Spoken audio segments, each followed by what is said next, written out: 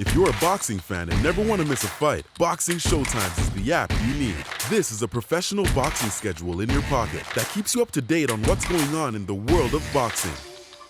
Download now.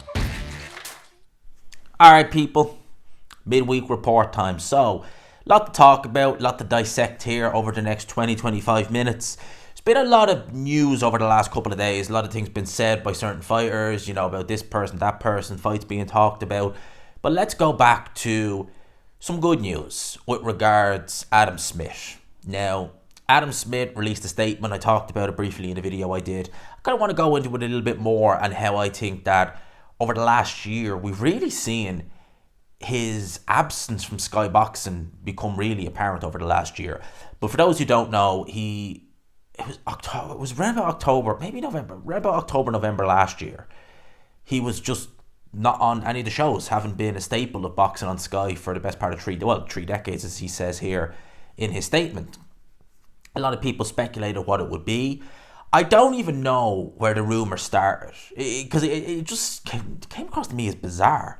But the rumour was that it was something to do with gambling. Now, it's a rumour I never really bought, because I just thought, look, he doesn't fit the mould of what you would expect. And, there was no statement from Sky, there wasn't really anything. So, over the next few months, there was rumours here, there, and unfortunately, it was a serious illness, a very serious illness. But thankfully, because Adam Smith, he has a young family, he's a family man, we don't want anyone to go through anything that would put his, him being able to provide for him, his life on the line like that. And, thank God he's okay. He, in this statement, appears that he's stepping away from Sky.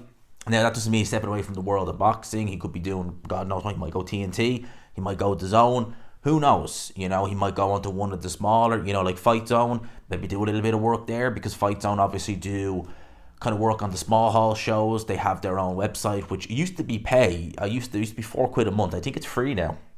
So anyone can log on, make an account and watch a fight. And they do some really, really good domestic dusts up, lower level, area level, thereabouts. But still, there's entertainment in some of those shows, a lot of entertainment.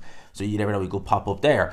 But he's okay, he's on the mend. That is the most important thing. Whatever your opinion on Adam Smith is, we don't want to see him go through anything too bad with his health or anything like that. Thankfully, he's okay.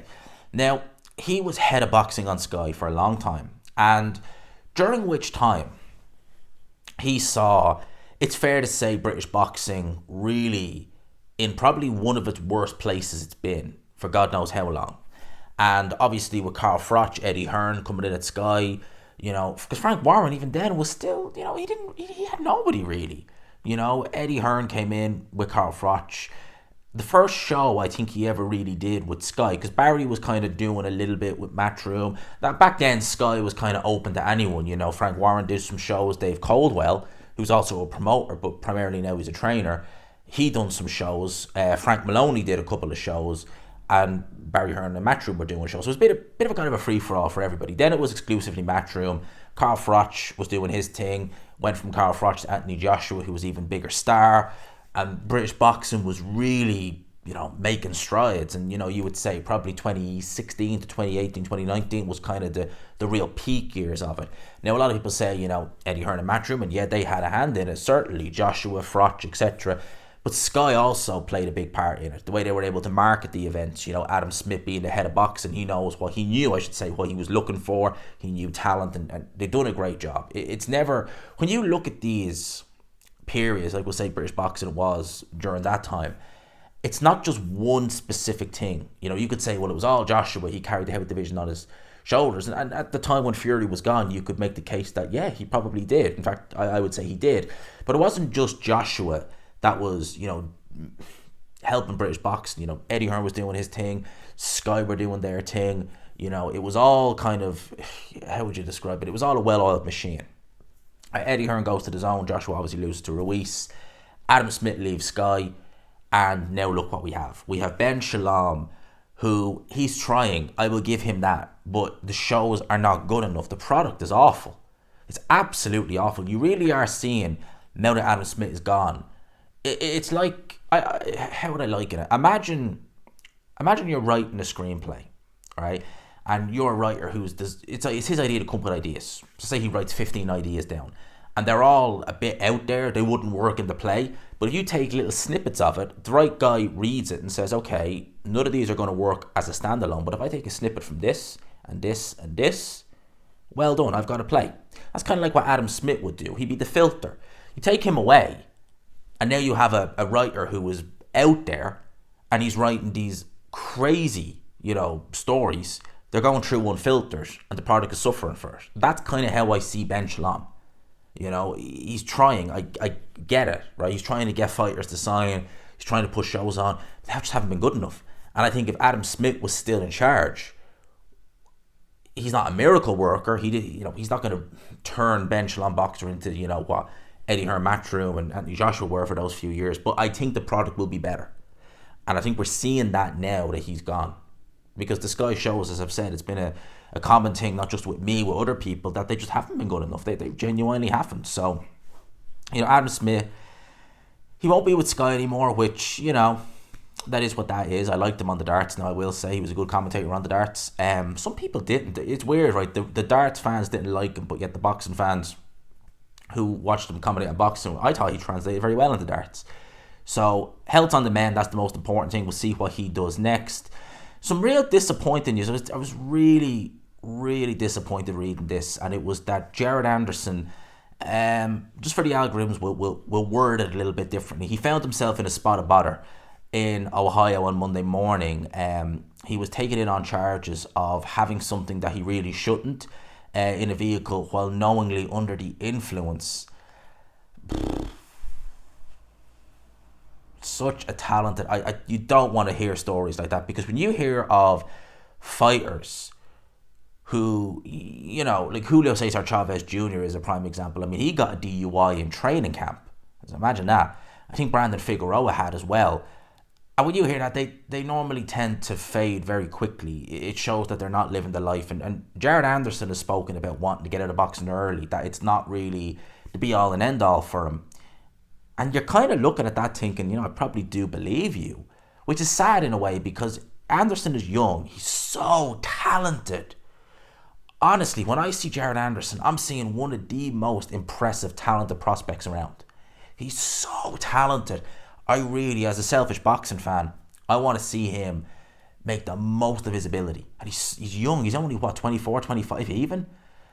I just don't want to be reading stuff like that. And I'm just thinking, look, you shouldn't be doing that in general, but you've all the time in the world when you retire in your early 30s, hopefully with all your faculties and plenty of money to go and drink and do what you want then, but take your career serious, especially when it's so frustrating. That's why it was always frustrating with Spence when I seen him, rock up the press conferences drinking and stuff. It's like, and ballooning up in between fights. It's like, please, you're so talented.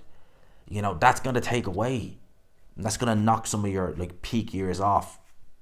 Me as a fan, I want to see a really talented fighter in the peak of their career as long as they can, right? And seeing that, it's just like, mate, come on, Hopefully that's a bit of a wake-up call, and God knows what will happen. They've not really kind of elaborated further what's going to happen, but hopefully, Anderson can really get his head screwed on after that, and take things a little bit more serious. I'm hoping. In terms of other fights that have been announced, Jake Paul will have his next fight on December the 15th. It's a Friday. I'll tell you here now exactly. They announced the opponent here. A guy called Andre August. Does it ring any bells? No, it didn't for me either, so I have no fear there. It's going to be on... It won't be on pay-per-view. It'll actually be on regular DAZN. That's strange, because I thought nearly all his fights are on pay-per-view. He says, so far my entire boxing career has been on pay-per-view. Now it's about more than business. Now I want to build my experience in the ring. To be honest with you, with Jake Paul, I really did think after the Tommy Fury loss, he'd just pack it in then and there, But he's carried on. He fought, I can't even think of his name now. Oh, that's bad. I can't even think of the chat. Nate Diaz. I was going to say Chad Mendes. No, Nate Diaz. And now he's fighting this guy. Now, this guy, his record is... It's not stellar, It's 10-1-1. So he's 10 wins, 1 loss, 1 draw. The loss came as a knockout loss. He's 5 stoppage wins. His sole loss came to a guy called Eric Abraham, right? Now, when you look at this guy's record and the wins he's had, I don't recognize any of them. There's a lot of debutants on there, which is not normally a good thing, and a lot of these debutants have not fought since then. So that's really not good. You know, he literally was getting guys probably out of the crowd, beating them in a round or two, and then, you know, see you later. This guy, Eric Abraham, a little interesting thing, right? He is not a very, very good heavyweight, or by the looks of things, cruiserweight. I think he actually fights at, cruiserweight. Yeah, small cruiserweight. Not particularly good. He stopped this guy in 2018. Interestingly, he only has 7 wins, Eric Abrahams. His last win was March last year, a split decision win. Do you know who that was against? Marcellus Wilder, the younger brother of Deontay Wilder. I know Jake Paul is never going to watch one of my videos, but honestly, I would even go as far as saying, right, why not do? I know Wilder, he's garbage, he's 3 losses now, but honestly, like, just for name value, you know, Deontay would obviously come around. Honestly, if I was Jake Paul, I'd be saying, how much do you want to fight? Because Jake Paul is never going to be at world level. He's never going to, you know, trouble the major guys. But Jake Paul is leagues. Tommy Fury is leagues better than Marcel. Have you ever seen Marcellus Wilder fight? This guy, I don't think he's fighting anymore. He's not fought since that loss. But Marcellus Wilder is, oh good lord, awful. Just awful. Really, nowhere near as talented as his older brother Deontay, and doesn't have it. Just awful. So I'd be like Jake Paul here. I'd be saying, like, why not fight Marcellus Wilder next year if you can't get the Tommy Fury fight? The fact that you're going to be bringing Deontay along, it brings a bit of name value to it, you know. And honestly, Jake Paul would knock Marcellus Wilder out in a round or two. That's how bad he is. I mean, this guy was getting laid out by journeymen, out cold nearly, by journeymen who can't punch. So yeah, maybe Jake Paul feels that's a step down. Probably is, to be fair. So that's who Jake Paul is fighting. I don't really look. Some of Jake Paul's fights I got up for, some I haven't. I'll probably get up for this one because it's a legit boxer. You know, the only other legit boxer, proper boxer he's fought is Tommy Fury. He lost that fight. He dropped Tommy Fury in the 8th round. So this is the second time he's been in there with a real boxer. Let's see how it goes, you know? I think Jake Paul, to be fair, like, you know, he is treating it as legit. You know, Logan Paul, who was his brother, well, obviously he's his brother, but he kind of, yeah, he does the boxing, he also does WWE stuff, so he's doing a bit of everything, whereas Jake is just purely boxing. And, you know, hey, look, he's doing good things. What can I say? At least he's making a lot of money. In terms of some other news with regards, well, we'll keep the Fury name in it. Oleksandr Usyk in a recent interview has now welcomed the prospect of a Tyson Fury fight happening in the month of February. He said it could be February, and I would very much like it to be February. I was ready for December the 23rd, but since Fury got injuries and a knockdown, it'll be postponed until next year. So Oleksandr Usyk, you know, some people going into the Ngannou fight, apparently from his team, were claiming that he needed a 14, from Usyk's team, were claiming that, you know, December the 23rd, not ideal, few little niggles, maybe we'd need a bit of extra rest. And obviously Team Fury were saying December the 23rd. We saw what happened against Fury and Ngannou. Now they're saying, actually, yeah, let's move it to February. Usyk came out saying, no, we're going to have it on December the 23rd. But I'd say probably deep down he was like, you know what, we're all happy it's going to go on a little bit longer, because it means that Fury has a bit of a rest and can go back in the gym and focus a bit more. Usyk, if there is some niggles there, at least they'll heal. At least he can kind of say, right, well, if I go into this fight and I lose, the best Oleksandr Usyk turned up. No injuries, no anything, everything healed. I had the extra time that I wanted. No excuses. So all I say is I want to see Usyk versus Fury next. I was going to say 2. No, we haven't even seen 1 yet. I just want to see Usyk versus Fury. That's what I want to see. I want undisputed. I have said that repeatedly on here. In fact, you go back, I've gone back and said when Wilder and Joshua were champions, make that fight. When Ruiz beat Joshua, make Wilder Ruiz. When Joshua beat Ruiz again, Wilder was still champion at the time, make Wilder Joshua, so on, so on, so on, so on. I want an undisputed heavyweight champion of the world. That's what I want. Look, some people are going to say, but with Fury not just rematching Ngannou, I wouldn't. No, he shouldn't rematch Ngannou. Maybe if he wants to rematch him after he fights Usyk, if he loses and says, you know what, let's just do this, we'll sail off into the sunset, fine, go for it, knock yourself out.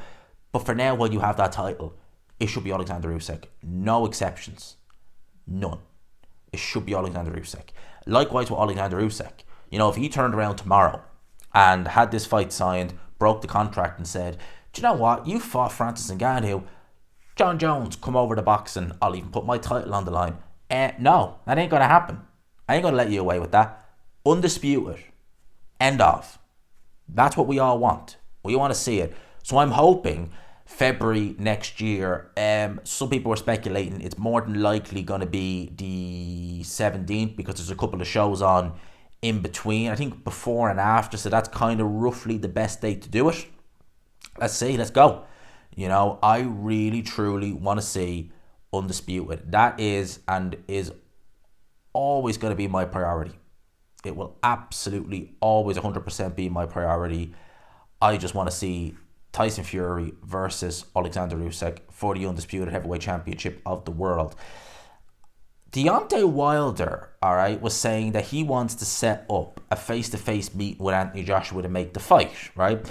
Now, Eddie Hearn has also had his say on Deontay Wilder versus Anthony Joshua. He says, we want to make the fight. We looked at numbers for the UK and US, but we've also had approaches to stage the fight internationally, which is a better number. We have to explore those and see if there's credibility behind them. If not, no problem doing it in Vegas or Wembley. Vegas is bigger money. I hope Eddie Hearn is deadly serious when he talks about this, right? December the 23rd, that date is now opened up. Warren is talking about putting a show on that date. Obviously, his show with Hamza Sheeras versus Liam Williams is, well, it's not off per se. That fight is off. He's moved the card now from the Copper Box on the Saturday to the Friday in the York Hall. York Hall is a great little venue. I've walked by the Copper Box loads of times, but I've never been in it. You know, it's a nice venue from the outside. I haven't been inside it. I don't know what it's like on the inside. Just see it from TV. But look, I've walked by it loads of times. It's lovely. It's a lovely little venue. Been in the York Hall, amazing. Honestly, York Hall, oh my God, that place it has a certain kind of aura when you walk into it. It's hard to explain. It's amazing. So at least the fighters on the undercard are going to get something. In terms of that date, in terms of that date, the 23rd of December, talk about Joshua fighting. Joshua is apparently back in the US now working with Derek James. He's also said that actually Joshua has been working with Ben Davison behind the scenes for the past few fights. He's been working with Ben Davison, taking over in the UK, and then obviously finishing camp over with Derek James. Fair enough, that explains a lot. So Joshua saying, you know, I've switched trainers, as in training with Ben Davison onto Derek James. Will he fight before the end of the year? And if he does, who? He's not really touched that much on it, has Eddie Hearn. Joshua not really either. He said he'd like to get another run up before the end of the year. If he does, happy days. I mean, it's going to be the Saturday before Christmas, so it will be a nice way to, because boxing tends to kind of come to a bit of a halt just before Christmas. That would be the perfect way to go out. And obviously, we're not really going out because St. Stephen's Day, Boxing Day, we've got a new way. So we've got a good time over this Christmas. We really do. But in terms of him versus Wilder, look, honestly, I want to see that fight so bad. Not as much as I want Undisputed, but I want to see it so bad, right? Hearn is talking about bringing it to Vegas, bringing it to Wembley, wherever. Look, it doesn't have to be in Saudi Arabia. They may pay the most money to Saudi or the Middle East. They may pay the most money. But if they're not willing to put that money up and you can make the fight, make it in the UK. Make it in Vegas. Make it in America. Make it wherever. I don't really care as long as they make it, because it's a great fight. It's a great fight. And as I said, the longer Deontay Wilder goes without fighting, the better chance Joshua has, because Joshua is looking to go out again in December. That'll be 3 fights in the calendar year of 2023, which is 3 more fights than Deontay Wilder has had in the calendar year of 2023. Don't underestimate someone being inactive, and especially coming up there in age like Wilder is, against someone who maybe, confidence doesn't look the best, but at least he's being active. And Warren has confirmed that there will be another big boxing show. Oh, wow, I just heard he was looking to do a show. So let's have a read of this, right? Warren has confirmed there will still be a big boxing event on the 23rd of December in Saudi Arabia. Despite Fury Usyk being pushed back, it will be massive. everything going in the right direction for a historic night of boxing. It's going to feature boxers from all over the world. You'll be surprised by the names. Frank Warren said that on TalkSport. He is loving this, isn't he? I think he's loving the fact now that he's, getting the Saudi dates and stuff like that. Wonder what he means there. I would assume that obviously he's going to, I'm speculating here, so don't take what I'm saying as fact, but maybe he's working with the Saudis and kind of being like the promoter. The fighters aren't necessarily working with him, but maybe he's, having a hand of setting it all up, doing the press conferences, etc., the media, the marketing, etc., maybe. But he's saying there'll be another show on. Who would be on it? Honestly, who would be on it? Because we've seen most of all the top heavyweights anyway have fights. Would it be a heavyweight bonanza? Because obviously the Fury and Ngannou card, with the exception of the preliminary fight, which was a 154 fight, it was all heavyweights. It was brilliant. All heavyweight cards, and every fight bar the main event ended in a knockout. It was tremendous. I love heavyweights. That was just tremendous for me. Little bit of news in the last couple of minutes. It looks like Terence Crawford will now seemingly be stripped of his IBF world title and Jared Boots Ennis be elevated to full champion. There's no official announcement yet, but Ennis is now listed as the champion with no mention of Terence Crawford in the rankings. Well, that would normally imply, they have been stripped. Boots Ennis, many of you will know, I am extremely high on Boots Ennis. And I have been. I remember watching Boots Ennis and thinking, early on, I remember years ago, but I think 2019, one of my friends was telling me, because I was saying Virgil Ortiz amazing, he goes, look at Boots Ennis. I think he was 22-0 or something like that at the time. And when you look at someone, and he was in there against lower level and he was doing it on Showbox and stuff like that, but you look at someone, you just think, oh my God, the power, the speed, the athleticism, and you see that translate up the levels, and you're like, this guy is a precocious talent. This kid is going to have an insane career. And I know, look, some people would say, gee, is it really? For me, it would be, because it's got to be one of the most amazing things for a young fighter to become world champion. It must be unbelievable. But to go in the ring and win it off a champion, it must be amazing. To literally get an email saying, well done, you're champion, that's got to take some of the, that's got to take some of the allure out of the whole occasion. That it's like, I woke up, went to bed last night, was interim champion, I wake up this morning, I'm full champion. It's got to take a little bit of something away. Regardless of the level you're fighting at, winning a world title in the ring, going in, beating, knocking the champion out, etc. It must feel amazing. And you're not really getting that when you're elevated. I understand why they do it, but I can imagine that that's not exactly as fun as, we'll say, going into the champion, say, backyard and winning it. Am I surprised Crawford has never fought, is maybe going to give up that title? Maybe. I'm not really. Well, look, Boots Ennis is tremendously talented. It's a big risk for Terence Crawford, and some people are going to like a big risk. Boots Ennis is dangerous. And Terence Crawford, if I was in Terence Crawford's camp, right, and say Errol Spence decided, let's not do the rematch. Crawford has two choices: go to 154, see what you can do there, or go at 147 and fight Boots Ennis. And do you know what I would say? I would pick Crawford over Boots Ennis. And regardless of how Crawford wins that fight, Boots Ennis I would expect to have a fantastic career nonetheless. And if I was saying, I'd be saying to Crawford, I'd be saying, look, you beat Boots Ennis. I would say it might be, maybe not on this level in terms of, how far this particular fight would go, but I would liken that to Floyd when he beat Canelo. You just think how good that win has aged.